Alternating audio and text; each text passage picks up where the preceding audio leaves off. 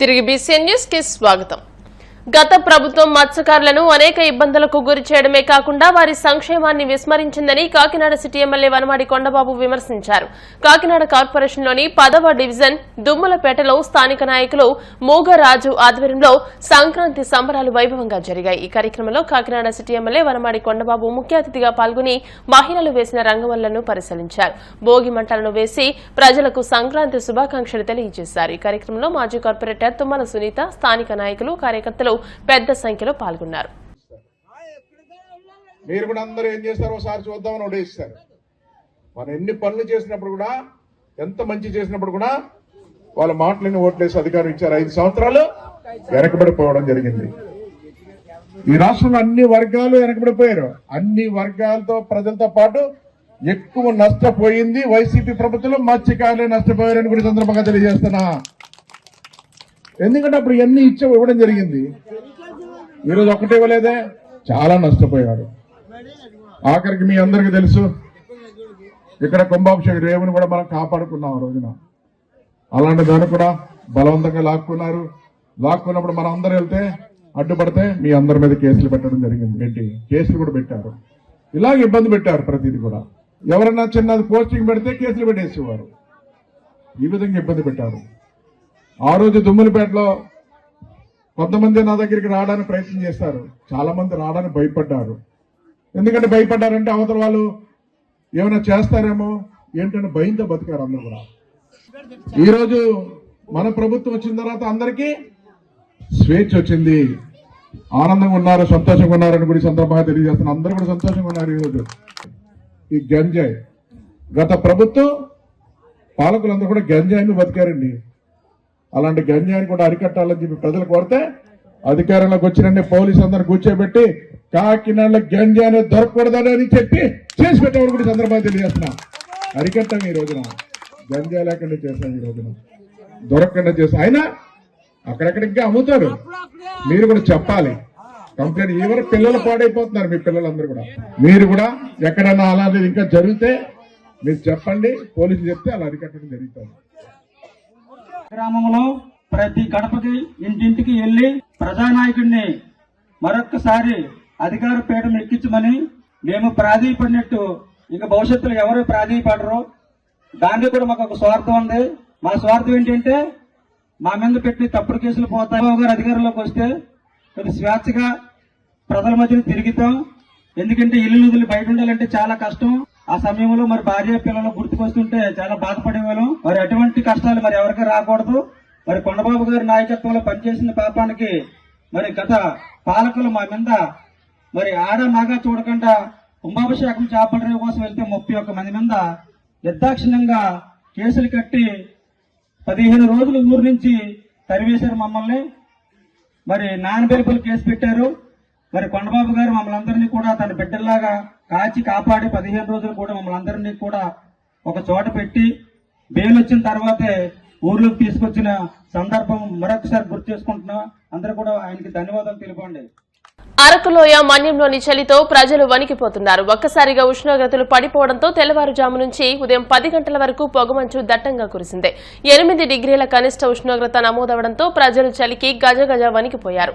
ఉదయం, సాయంత్రం సమయంలో చలి ప్రభావం మరింత అధికంగా ఉంటుంది. దీంతో ప్రజలు చలిమంటలను ఆశ్రయిస్తూ ఉదయం 10 గంటలు దాటితే గానీ ఇళ్ల నుంచి బయటకు రాలేని పరిస్థితి నెలకొంది. గుంటూరు జిల్లా మంగళగిరిలోని నరసింహస్వామి ఆలయంలో మహిళా అఘోరి ప్రత్యక్షమైంది. ఉత్తర ద్వారం నుండి నరసింహస్వామిని దర్శించుకుని తీర్థ ప్రసాదాలను తీసుకుంది. గత కొంతకాలంగా ఆచూకీ లేని మహిళా అఘోరి ఇప్పుడు మంగళగిరిలో కనిపించడంతో భక్తులు ఆసక్తిగా తిలకించారు.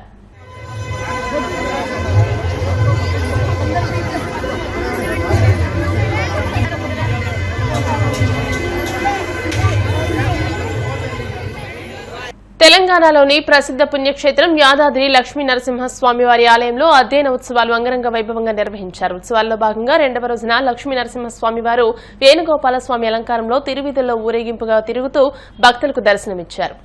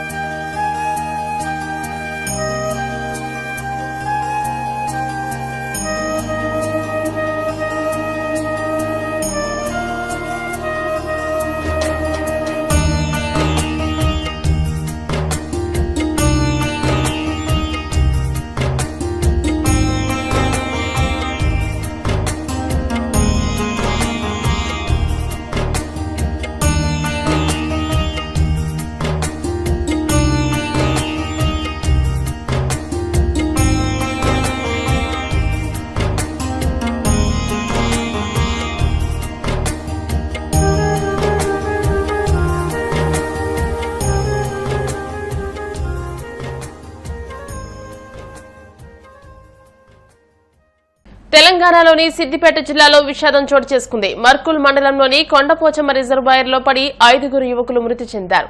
7 యువకులు సెల్ఫీ తీసుకుంటూ ఉండగా ప్రమాదవశాత్తు డ్యాంలో గల్లంతయ్యారు. స్థానికుల సమాచారంతో ఘటనా స్థలానికి వచ్చిన పోలీసులు గజ ఎత్తుగాళ్లు డ్యాంలో గాలించి 2 సురక్షితంగా రక్షించారు. ఈ ఘటనతో మృతుల కుటుంబాల్లో తీవ్ర విషాదం నెలకొంది.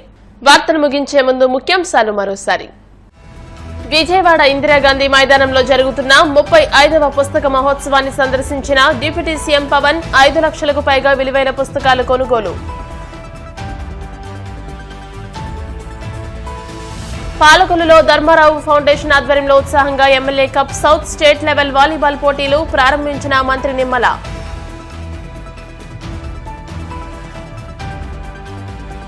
తిరుపతి తొక్కిసలాట ఘటనకు టీటీడీ బోర్డు బాధ్యత వహించి రాజీనామా చేయాలి. వైసీపీ మాజీ ఎంపీ మార్గాని భరత్ డిమాండ్.